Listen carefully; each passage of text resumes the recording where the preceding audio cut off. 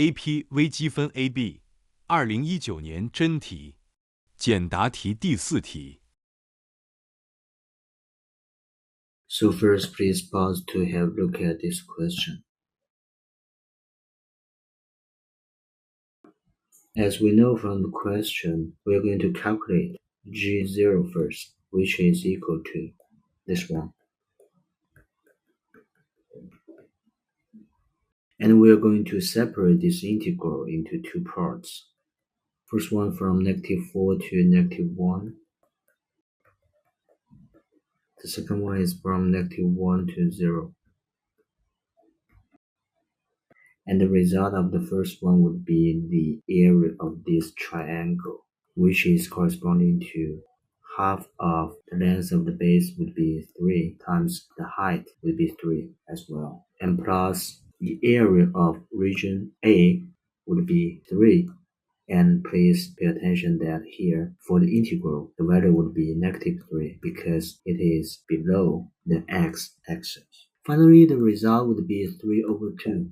The next thing we're going to do is we are going to find out the value of G4, which is corresponding to this integral. Still, we just separate this integral into, let's say, 3 parts, okay? One is from -4 to 0. Another one is from 0 to 1. The last one is from 1 to 4. The first integral would be equal to G0, which is 3/2. And the second integral is the area of region B, which is equal to 5. And for the last one, we can have the expression of the integral to be like this.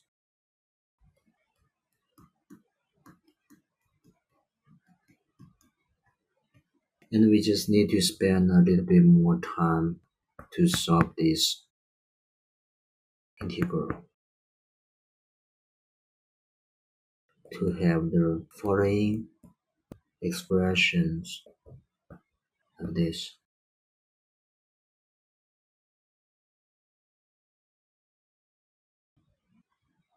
And by plugging the numbers, the final result of the third integral here would be equal to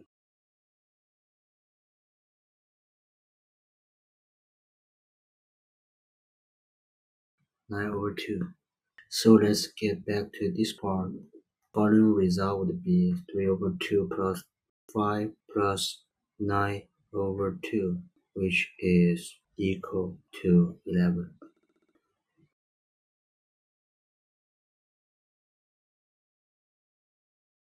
Okay, first please pause to have a look at this question. Okay, based on the information from the question, we know that the derivative of gx is equal to fx. And as we can see from the graph, starting from x equal to 0, the fx would be greater than 0. That means the derivative of gx is greater than 0. And the information we can get from here is that the function of gx is increasing from the point of x equal to 0.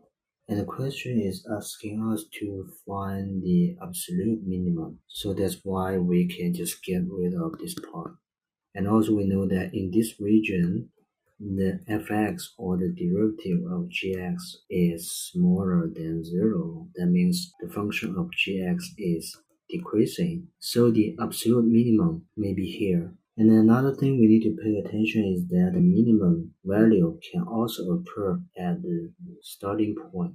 So the next thing is pretty simple and clear. That is, we are going to just calculate the value of g -4 to be, let's say, from -4 to -4. And that's why the result would be 0. The next thing we're going to double check is G0. As we know from the previous question, the answer would be 3/2. So we are choosing the smaller result And that's why we have our absolute minimum to be g negative 4, which is 0.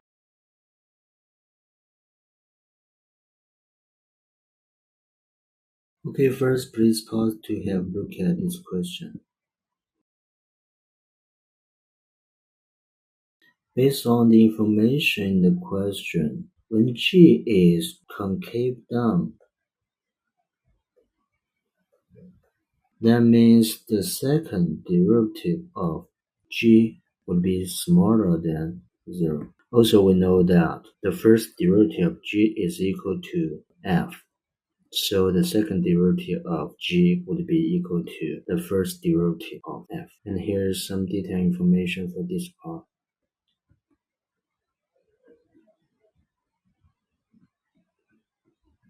And the next thing we're going to do is we're going to find out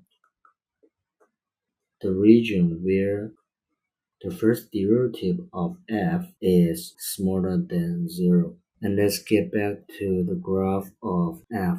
F prime smaller than 0 means the slope of this graph is smaller than 0. And this would be corresponding to the region of this part, this part, this part, and this part, as long as the function of f is decreasing.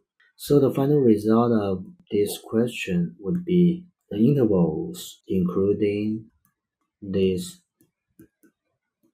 three regions.